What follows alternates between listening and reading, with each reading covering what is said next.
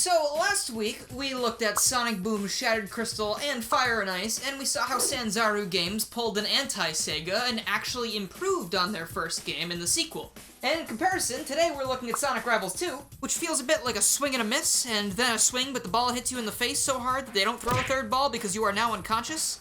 So basically what I'm saying is, Sonic Game Bad, please subscribe.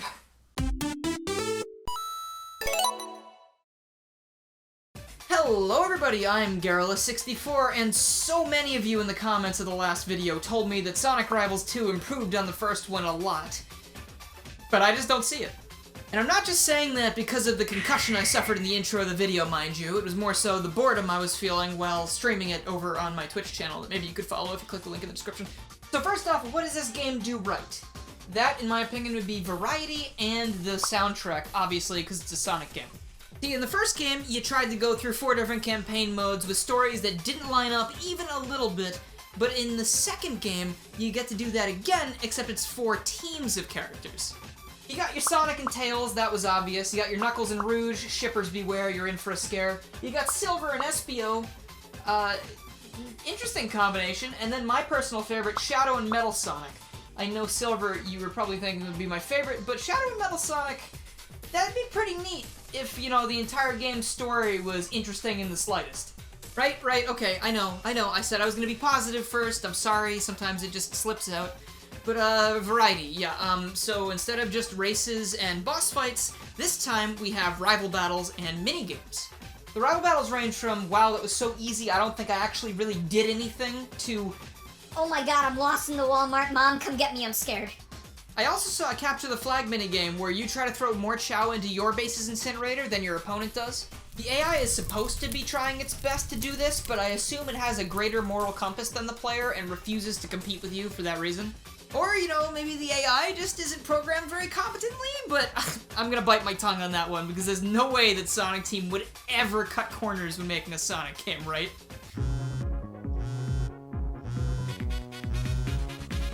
Oh, hold on, I gotta take this. Hey, could you stop calling me every 20 minutes? I'm trying to run a show here. The boss fights also return, but I'm trying to stay positive right now, so I will save my statements on those until later. You might notice around this point that the OST is actually a bit of a bop. Race to Win is actually really underrated, and I just wish it lasted a bit longer than it took me to realize I didn't like this game. And then the rest of it is just generic rock music, but it's not bad generic rock music. And they also bring the boss theme back from the first game, and that was my favorite track, so I believe by the laws of the universe that makes this a good game, and I am incorrect for disliking it. This game also has full voice acting, to my utter bewilderment. I had no idea that there were all of these Pete Capella Silver lines just laying here waiting for me to hear them. Like, the man is standing there acting his heart out right next to Espio, who sounds like his heart's been removed and he's slowly leaving this mortal realm. Yikes! Chow? Well, You know where they are, don't you? well, I mean, I guess I know something, but, well, no, I don't know. Giving me conflicting messages, man. I don't know about this. Uh-oh, guys. I'm feeling something. I feel like I'm about to get negative. I've held out for as long as I can, but oh, this game, dude, it does things to you, and not good things. And speaking of not good things, how about that writing?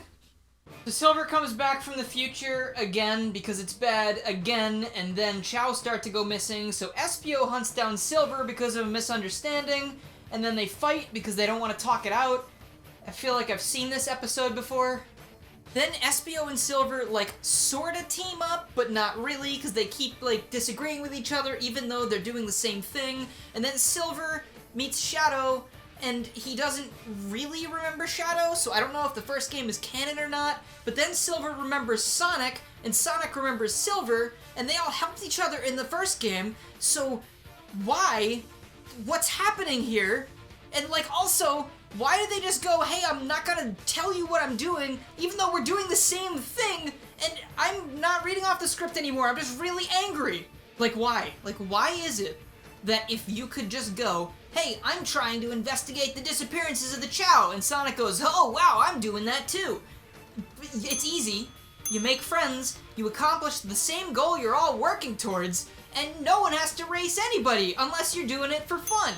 But this game, the plot is only there so they can explain why the characters are fighting, but the explanation is terrible because it doesn't work at all. It doesn't make any sense. They're all doing the exact same thing, but they refuse to talk about it, thus allowing the game to continue as it's supposed to.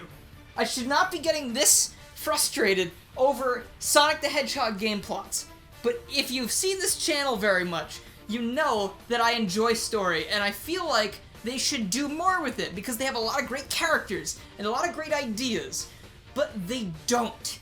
And then when you see laziness in things that could be really cool, like hell, I would have taken a cliche clone plot over this. I would have taken a plot where like Eggman was like, I made clones of all of you, so race.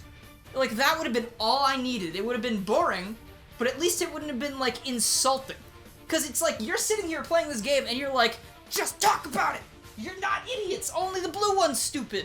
You guys could you could take care of business so much quicker if you weren't homing attacking each other all over the place. Well, I got a lot more heated about that than I thought I would. And Sonic Rivals 2. This is the game that broke me and reduced me to yelling. I can at least excuse this a little bit because of the Shadow and Metal Sonic plotline. I thought that was kinda neat, because I've always been a fan of the dynamic between Shadow and Metal Sonic since, I think it was Sonic Universe issue #1, where Shadow is all like, Metal, we're both living weapons, we both have souls, why do we have to fight? We can be friends, hug me. But it didn't work or whatever, but I always kind of liked that, because it was like, wow, Shadow's just a cool guy, and Metal Sonic is also pretty cool, and I feel like maybe eventually they could be bros. But I guess that's beside the point, because I don't think it's ever gonna happen, because Sega doesn't like to tell good stories anymore. So I don't know if you can tell that I've completely lost all of my energy since that one impromptu rant a second ago. So how about I tell you about something that I don't like about the game that's not the story? You know, the thing that matters more than the story, the gameplay. I'm having some trouble describing why exactly I think this game controls terribly, but I think I've settled on it feels sort of like you're skating through an ice rink on skates made of butter. I'm not going to stand here and tell you that the first game controlled super well, because I didn't like it there either, but at least in the first game, the characters controlled on land and in the air as you might expect them to. In this game, though, it's actually kind of gross, because it's like nothing you do has weight to it, like not a single thing.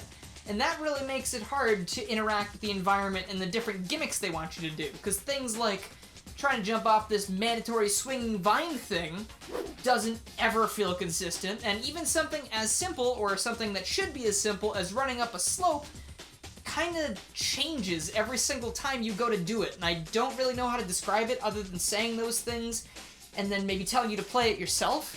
Like, it was really frustrating because momentum doesn't seem to exist properly in this game. It didn't really in the other one either, but even more so in this one.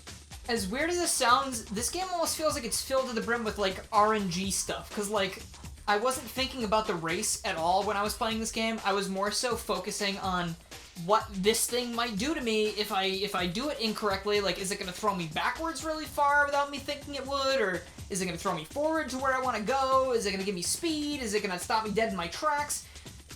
Like, it's supposed to be a racing game, not a guessing game. If I want to play a guessing game, I'd play Guess Who. That's a guessing game, I think. No matter how well I learned these levels, it didn't matter because the controls and just overall game would not accommodate anything, which kinda doesn't feel right to me. Because if you play something over and over again, you think you should get a feel for how it works. But I was still losing that race to Tails over and over again because this game works in mysterious ways. It's like a spiritual force of bullshit. This boss fight, however, was the breaking point for me. You have to jump and attack these badniks that are floating in the air, and they'll drop down and hit the boss. But, you know, I was jumping up and homing attacking them, but they wouldn't fall. I would just get hurt, and I'm like, gee, man, maybe there's just, like, some invincibility frames here that these things have. But then I would see Sonic do it no problem.